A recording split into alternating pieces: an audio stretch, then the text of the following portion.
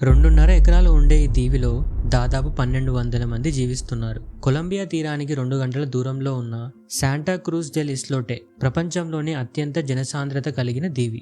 దూరం నుంచి చూస్తే ఇది సముద్రం మీద తేలుతూ ఉన్నట్లు ఉంటుంది. కానీ ఇది సహజంగా ఏర్పడిన దీవి కాదు. 200 సంవత్సరాల క్రితం కొంతమంది మత్స్యకారులు ఇక్కడ ఒక రాత్రి గడిపారు. ఇక్కడ దోమలు లేవని గుర్తించి ఇక్కడే ఉండాలి అని వారు నిశ్చయించుకున్నారు. వారు పెంకులు, పగడాలు, రాళ్లు మరియు చెత్తను పోగు చేసి ఈ దీవిని కృత్రిమంగా విస్తరించారు. ఇప్పుడు ఇది కేవలం 2.5 ఎకరాలు మాత్రమే. ఇక్కడ కేవలం 4 వీధులు మాత్రమే ఉంటాయి.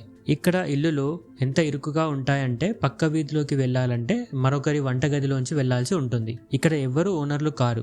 వారికి నచ్చిన చోట ఇల్లు కట్టుకుంటారు. చోటు దొరక్కపోతే ఇల్లు పైన ఇల్లు కట్టుకుంటారు. ఇక్కడ మొత్తం ఇళ్ల సంఖ్య 97 నుండి 115 వరకు ఉంటాయి. ఒక గదిలో 8 నుంచి 10 మంది వరకు పడుకుంటారు. ఇక్కడ ఒంటరిగా ఉండడం అసాధ్యం. ప్రతి అడుగులో ఎవరో ఒకరి జీవితం మీ ముందే ఉంటుంది. ఇక్కడ విద్యుత్ సోలార్ ప్యానెల్స్ పై ఆధారపడుతుంది. ఈ దీవికి మొత్తం విద్యుత్ ఇస్తున్నది 380 సోలార్ ప్యానెల్స్, 180 బ్యాటరీలు.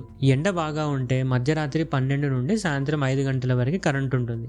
5 గంటల తర్వాత పూర్తి చీకటి. ఇళ్లలో కొవ్వొత్తులు, మొబైల్ ఫోన్ ఫ్లాష్లతో జీవిస్తారు. వర్షం లేదా మేఘాలు ఉంటే మొత్తం చీకటి. క్యాండిల్ మాత్రమే వాడతారు. వర్షం వస్తుంది అంటే ఆ రోజు వాళ్ళకి పండగే. ఎందుకంటే వర్షపు నీటిని ట్యాంకర్లలో నిల్వ చేసుకుంటారు. కరువు అయితే మెయిన్లాండ్ నుండి పడవలో నీరు తెప్పించాల్సి ఉంటుంది. ఈ దీవిలో ఆసుపత్రి లేదు.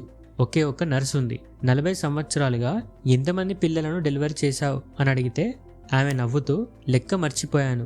ఈ దీవిలో ఎక్కువ యువత నా చేతుల్లోనే పుట్టారు. ఇప్పుడు వారి పిల్లల్ని కూడా నేనే డెలివరీ చేస్తున్నాను అని చెబుతుంది. ఈ దీవిలో శ్మశానం లేదు. ఎందుకంటే తవ్వడానికి భూమి లేదు. ఎవరైనా మరణిస్తే వారి శరీరాన్ని చిన్న వీధుల్లో ఊరేగింపుగా తీసుకెళ్తారు. తర్వాత పడవలో మెయిన్లాండ్కి తీసుకెళ్లి పాతిపెడతారు. జీవితం ఇక్కడ గడుస్తుంది. కానీ చివరి విశ్రాంతి మాత్రం బయటే.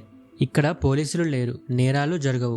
ఎందుకంటే ఇక్కడ అందరూ తెలిసిన వారే. ఇక్కడ కేవలం 6 ఇంటి పేర్లు మాత్రమే ఉన్నాయి. దాన్ని బట్టే అర్థమవుతుంది ఇదొక పెద్ద కుటుంబం అని. వివాదాలు వస్తే అక్కడి పెద్దవారే తీర్మానం చేస్తారు. ఇక్కడికి వచ్చే పర్యాటకులు ఒక్కరు 3000 పెసోస్ చెల్లించాల్సి ఉంటుంది. అంటే మన కరెన్సీలో 120 రూపాయలు. ఆ డబ్బుతోనే నీరు, పరిశుభ్రత, దీవి ఖర్చులు చూస్తారు. ఇక్కడ చిన్న ఆక్వేరియం కూడా ఉంది. దాంట్లో చిన్న చేపలు, షార్క్స్ ఉన్నాయి. పర్యాటకులు ఆ షార్క్లతో కూడా ఈదవచ్చు. మీరు ఈ దీవికి వెళ్లాలని ఉంటే లైక్ చేయండి. ఇక్కడ డ్రైనేజ్ సిస్టమ్ లేదు. వారి రోజువారీ చెత్తలో కొంత సముద్రంలో పడుతుంది. ఇక్కడ పిల్లలు అదే నీటిలో ఈదుతారు. వాళ్ళ ఆహారం అదే సముద్రం నుండి వస్తుంది. ఇక్కడ పిల్లల జనాభా చాలా ఎక్కువ. ఎక్కడ చూసినా పరిగెడుతూ ఆడుతూ ఉంటారు. 60% మందికి పైగా జనాభా 18 సంవత్సరాల లోపు వారే. ఇక్కడ ఫ్యామిలీ ప్లానింగ్ అనే ఆలోచన ఉండదు. ఇక్కడ అమ్మాయిల సగటు వివాహ వయస్సు 16 సంవత్సరాలు.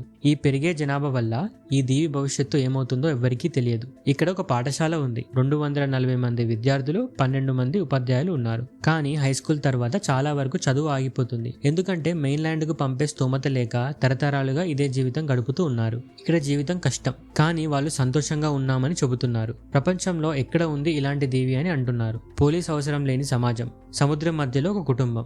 ఈ దీవి బలమైన నేల మీద లేదు.